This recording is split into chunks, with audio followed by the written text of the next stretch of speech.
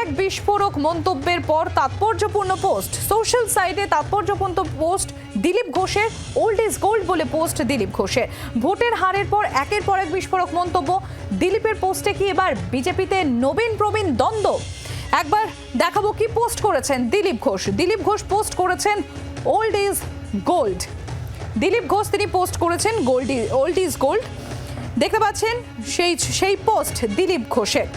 মৌমিতা চক্রবর্তী আমাদের প্রতিনিধি রয়েছেন আমাদের সঙ্গে। মৌমিতা, আমরা দেখেছি ভোটে হারের পর একের পর এক বিষয় নিয়ে মুখ খোলেন রাজ্য বিজেপির প্রাক্তন সভাপতি দিলীপ ঘোষ, এবং শুধু তাই না, আজকে তার এই পোস্ট ওল্ড ইজ গোল্ড অত্যন্ত সাংকেতিক। দেখো, জি24 ঘন্টার কাছে সবার প্রথম খুলেছিলেন দিলীপ ঘোষ, যেখানে তিনি তার কেন্দ্র পরিবর্তন নিয়ে একটি ইঙ্গিতের তত্ত্ব, সেই তত্ত্ব দিয়েছিলেন। পাশাপাশি তিনি যে অসন্তুষ্ট, তিনি যে সেই কেন্দ্র পরিবর্তন হোক চাননি সেটা লিখেছিলেন। বর্তমান নেতৃত্বের প্রতি তার যে তাদের নেতৃত্বের ক্ষমতা নিয়ে তার যে প্রশ্ন, সেই প্রশ্নের কথাও তিনি সরব হয়েছেন। আজ সকালে কিছুক্ষণ আগে তার এক্স হ্যান্ডেলের পোস্ট অত্যন্ত সাংকেতিক, যেখানে লেখা রয়েছে old is gold. Dilip Ghosh, তুমি জানো, নিজে বিজেপির প্রাক্তন রাজ্য সভাপতি ছিলেন, তার প্রতি একটা আনুগত্য রয়েছে এরকম অংশের এই মুহূর্তে কিন্তু বিজেপির অন্দরে তাকে আবার ফিরিয়ে আনা হোক এই ধরনের দাবিও উঠেছে। বর্তমান নেতৃত্বের প্রতি অনাস্থা বা বর্তমান নেতৃত্বের যোগ্যতা নিয়েই কি তিনি তাহলে পরোক্ষে প্রশ্ন ছুড়ে দিলেন? খুব স্বাভাবিকভাবেই দিলীপ ঘোষের এক্স হ্যান্ডেলের এই পোস্ট নিয়ে কিন্তু সেই প্রশ্নই উঠেছে রাজনৈতিক মহলে, যেখানে দিলীপ ঘোষ নিজের এক্স হ্যান্ডেলের যে অ্যাকাউন্ট, সেই অ্যাকাউন্ট থেকে কিছুক্ষণ আগে ঠিক 9:17 তিনি পোস্ট করেছেন ওল্ড ইজ গোল্ড। একেবারে মৌমিতা, এবং এর আগেও আমরা দেখেছি, তুমিও যেরকম বললে যে দিলীপ ঘোষ তিনি এর আগেও সরব হয়েছেন যে 2 থেকে 18 করেছেন তিনি, 77টি এমএলএও তারই আমলে করা। এবং শুধুমাত্র তাই নয়, দিলীপ ঘোষ তিনি বলেছিলেন যে মানুষ হারা আসন জেতার জন্য প্ল্যান করে, কিন্তু এখানে তার মন্তব্য ছিল তাহলে কি জেতা আসন হারাবার জন্য এইভাবে প্ল্যান করা হয়েছিল? এবং গতকালই তিনি মুখ খুলেছিলেন এই নিয়ে, এবং তারপর মৌমিতা আজকে তার এই পোস্ট ওল্ড ইজ গোল্ড। একেবারেই ধারাবাহিকভাবে দিলীপ ঘোষ সম্প্রতি যে ধরনের মন্তব্য করছেন, এবং একের পর এক তুমি যদি দেখো প্রত্যেকটার সাথে প্রত্যেকটার কিন্তু একটা যোগসূত্র রয়েছে।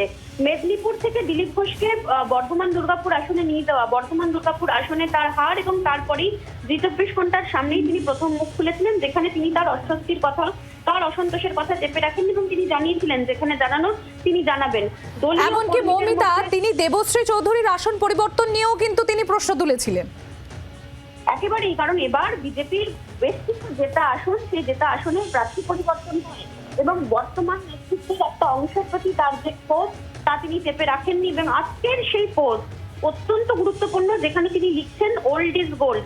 দলের পুরনো কর্মীরা যেটা চাইছেন, এবং দিলীপ ঘোষ তিনি বিজেপির রাজ্য সভাপতি থাকাকালীন দলকে যে জায়গায়, বিজেপিকে যে জায়গায় নিয়ে গিয়েছিলেন, সেই জায়গার তুলনামূলক যদি এখন এই মুহূর্তে বিচার যেহেতু শুরু হয়েছে, কারণ এই মুহূর্তে 12টা সাংসদ পেয়েছে বাংলা থেকে বিজেপি, দিলীপ ঘোষের আমলে যা 18 ছিল। দিলীপ ঘোষ সেই পরোক্ষে সেই মন্তব্য, তার নিজের যোগ্যতা, তার নিজের কর্মদক্ষতা, সেই বার্তাই কি তুলে ধরলেন আবারও এক্স হ্যান্ডেলের মধ্যে দিয়ে? সেই প্রশ্ন কিন্তু উঠবেই, কারণ আজ ধারাবাহিকভাবে দিলীপ ঘোষ তিনি মন্তব্য করছেন, তিনি এক্স হ্যান্ডেলের আজকের পোস্টের মাধ্যমেও কিন্তু সেই বার্তাই যে দিয়ে রাখলেন, সেটা কিন্তু এক প্রকার স্পষ্ট। অনেক ধন্যবাদ মৌমিতা। আমরা আপনাদের সামনে একবার তুলে ধরবো গতকাল ঠিক কি বলেছিলেন দিলীপ ঘোষ, শোনাবো আপনাদের। যে যুক্তি তর্ক দেওয়া হয়েছে, আমি নাকি ওখানে দাঁড়ালে হেরে যাব, কুর্মীরা আমার বিরুদ্ধে, তো যেখানে কুর্মী ভোট পুরুলিয়া, সেখানে তো আমরা জিতে গেছি। কুর্মীদেরকে খেপানো হয়েছিল আমার বিরুদ্ধে, আমাকে সরাবার জন্য। দ্বিতীয় হচ্ছে, দেবশ্রী যেখানে কাজ করেছে, মন্ত্রী ছিল, আমি তাকে বলেছি তুমি পার্টি কামড়ে পড়ে থাকো, মাটি কামড়ে তুমিই জিতবে। সে আসন আমরা জিতেছি, আর যে জিতেছে সে তার কাউন্সিলর ছিল। একটা তাকে কে চিনতো ওখানে? সে তো একটা ওখানে গ্রামীণ পুরসভার নেতা, সে জিতে গেল, দেবশ্রী জিততো না। এর পিছনে কি আছে, কেন করা হচ্ছে, এটা তো ভাবতে হবে। কিছু তো আছেই, নাহলে যারা পুরনো পার্টির প্রতিষ্ঠিত নেতা তাদেরকে হারাবার জন্য পাঠানো হয়েছিল নাকি কি জন্য? লোকে জেতা সিট, হারা সিট জেতার জন্য প্ল্যানিং করে, এ তো জেতা সিট হারাবার জন্য প্ল্যানিং হয়েছে মনে হচ্ছে। রেজাল্ট খারাপ হলে কর্মীদের মনের মধ্যে ক্ষোভ বিক্ষোভ জাগে, তারা নিজের মতামত ব্যক্ত করেন বিভিন্নভাবে। রাজনীতির নতুন কিছু না, পোস্টার সারা বছরই পড়ে। সেটা অন্য জিনিস, কিন্তু পার্টির কথা ভাবতে হবে। যারা বলছেন তারা পার্টির স্বার্থে কথাবার্তা বলছেন, সেটা সবার সঙ্গে কথা বলা উচিত, মতামত নেওয়া উচিত, পর্যালোচনা হওয়া উচিত এই সময়টা। নাহলে কমাস পরে সবাই ভুলে যাবে, আবার চাপা পড়ে যাবে, আবার সেই একই রেজাল্ট হবে। বাংলার আওয়াজ, বাঙালির আবেগ, জি 24 ঘন্টা।